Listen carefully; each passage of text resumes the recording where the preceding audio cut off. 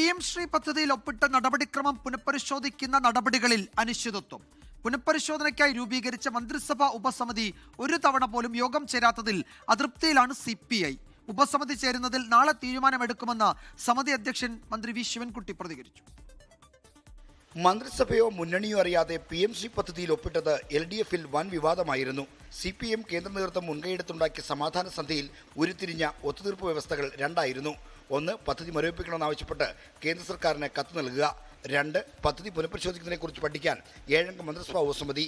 തീരുമാനമെടുത്ത് 2 ആഴ്ച കഴിഞ്ഞ ശേഷം കേന്ദ്ര സർക്കാരിന് കത്തയച്ചു. എന്നാൽ മന്ത്രിസഭാ ഉപസമിതി ചേരുന്നതിൽ അനിശ്ചിതത്വം തുടരുകയാണ്. തദ്ദേശ തെരഞ്ഞെടുപ്പുകളുടെ തിരക്ക് കഴിഞ്ഞിട്ടും നിർണായക രാഷ്ട്രീയ പ്രശ്നത്തിൽ രൂപീകരിച്ച ഉപസമിതി യോഗം എന്ന് ചേരുമെന്നതിൽ വ്യക്തതയില്ല. യോഗം ചേരാത്തത് എന്തുകൊണ്ടാണെന്ന കാര്യത്തിൽ മന്ത്രിമാർക്കും തിട്ടമില്ല.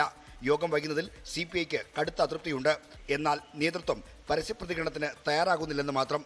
ഉപസമിതി ചേരാൻ വൈകിയാൽ പുനഃപരിശോധന അത്രയും വൈകുമല്ലോ എന്ന് ആശ്വാസം കൊള്ളുന്നവരും CPIയിലുണ്ട്. 24 വാർത്തയോട് പ്രതികരിച്ച മന്ത്രി വി ശിവൻകുട്ടി ഉപസമിതിയുടെ തീയതി ഉടൻ തീരുമാനിക്കുമെന്ന് അറിയിച്ചു. നാളത്തെ ക്യാബിനറ്റ് തീരുമാനിക്കാൻ കഴിയുമെന്നാണ് ഞാൻ പ്രതീക്ഷിക്കുന്നത്. അത് ആ കമ്മിറ്റി എടുത്ത ശേഷം ഞങ്ങളെല്ലാം തെരഞ്ഞെടുപ്പിൽ പ്രവർത്തനം പോയി. R. ശ്രീജിത്ത്, 24, തിരുവനന്തപുരം. ലോകത്തെവിടെയായാലും ഏത് സമയത്തും 24 വാർത്തകളും ഓഗ്മെന്റഡ് റിയാലിറ്റി പാക്കേജുകളും എക്സ്പ്ലെയിനറുകളും വിശദമായി കാണാൻ ഞങ്ങളുടെ YouTube ചാനൽ നിങ്ങൾക്ക് സബ്സ്ക്രൈബ് ചെയ്യാം.